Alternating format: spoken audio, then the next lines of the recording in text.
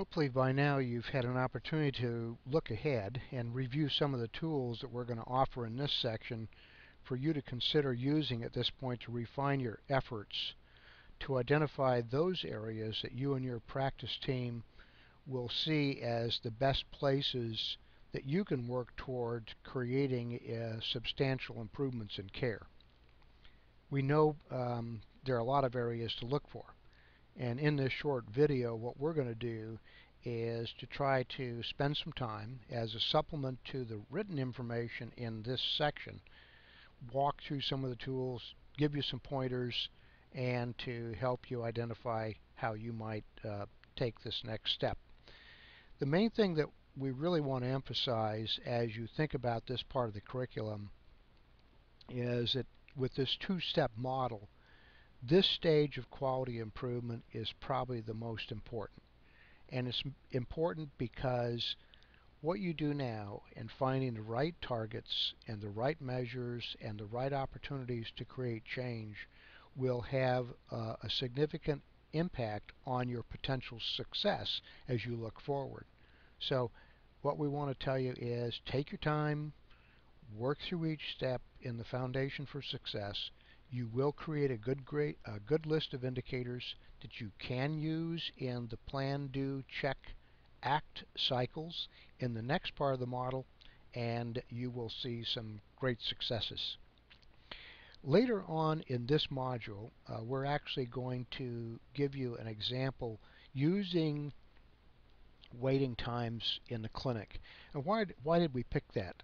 Well, if you think about it, from the time a patient checks in until the time he or she sees the patient, there are a lot of opportunities there for things to go wrong. And as a result, delays, mistakes, etc., can create problems in the care process that lowers the overall quality, and that will show up in your customer satisfaction or patient satisfaction surveys.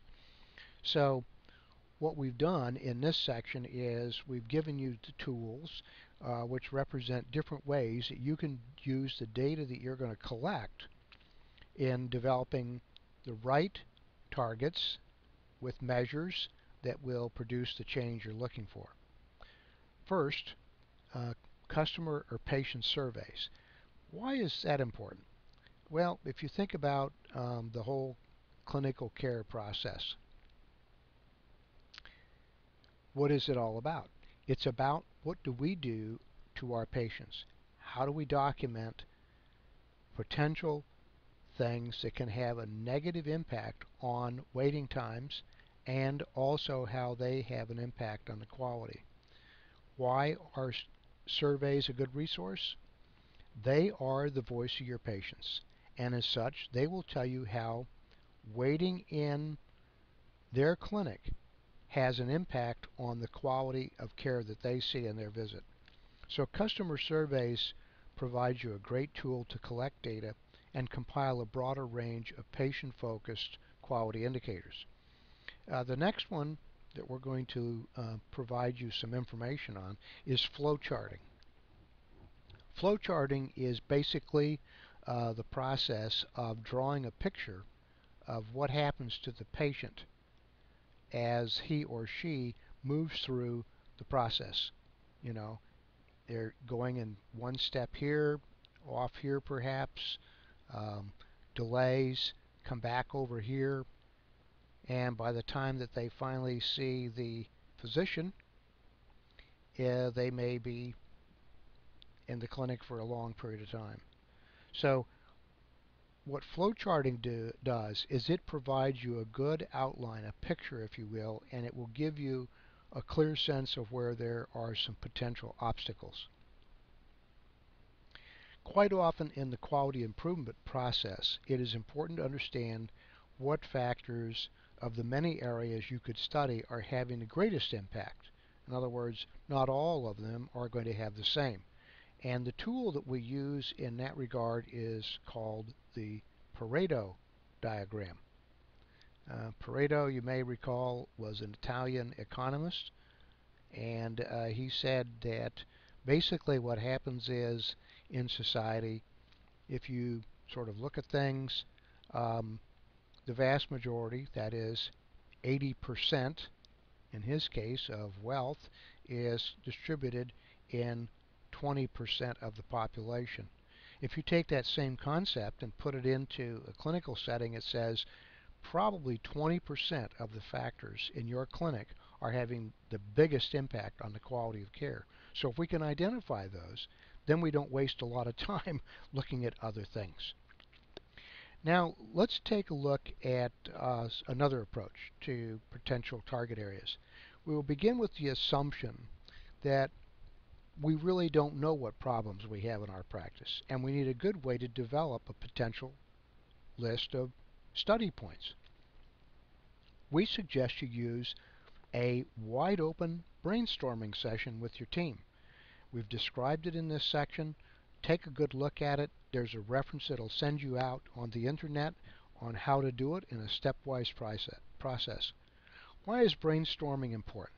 Well, first, with brainstorming, you acknowledge and reinforce that your team probably knows more about why there are delays in your clinical process, but unfortunately have never had an opportunity to suggest them. So brainstorming is a way of unlocking, or another way of putting it is unleashing the creative forces to identify what's going on in your clinic that will help you uncover areas that you and your staff may not have previously considered. It's also a great way to create build-in to the buy-in, pardon me, into the quality improvement process. It can be a very strong motivating force for your team. Next, we suggest that you take a look at using the following notion. If you think about your clinic, there are things that are done quite a bit. Those are those high volume areas. Some are high risk, meaning that by their very nature, there are inherent risks to the patient's care that if we don't do them well, they're going to undermine the value of the quality of the care. And the last area is what we'll call problem prone. And what we mean by that is experience just says, regardless of how many times we do these things, there is the potential for problems associated with this particular procedure. If you and your team can come up with one or two indicators in each of these areas, you will probably feel pretty good about having covered most everything in your clinic that you should be concerned about. In this QI curriculum, we also want to emphasize the importance of recognizing the interdependency between clinical practice and management process. These are things that happen in both areas that inadvertently will affect the other. So what happens in the clinical setting may also have an impact on the management side of the process and vice versa. When we start thinking about how those things can occur, we better understand that interaction, and that will produce an opportunity to find some great quality indicators that you can use to evaluate your care. Look at that, think about it, and we highly recommend that you take a look at those. The last QI data organizing tool we're introducing in this part of the curriculum is something called the fishbone diagram. And basically all it is takes a measure of something, we'll call it Y, breaks it out into various arms, if you will, which takes data and says, you know, we're going to put everything under the category A here, we're going to put B here, C here, and D there. And when we add them all up, it will give us, again, sort of like flow charting, but instead of movement, it says cause and effect.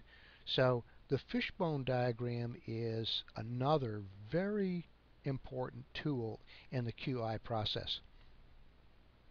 No one tool answers all your questions. No one tool solves all the problems. But when you look at these and you think about what you're trying to do in this particular case, think carefully about how these tools can help you. Now, once you've reached this point, we want you to make sure at each step in the process, go back and reflect back on previous steps, because what you want coming from targets of improvement all the way down to implementing change or affecting change is a clear alignment so that the cause and effect process works.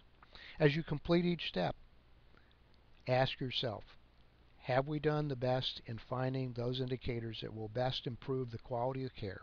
If the answer is yes, you're ready to continue on the journey forward. The work in your team will do now in this part of the process will have dividends not only in the short term, but years to come. And your patients will like it too. Best wishes, and we'll get back to you in the next part of the curriculum.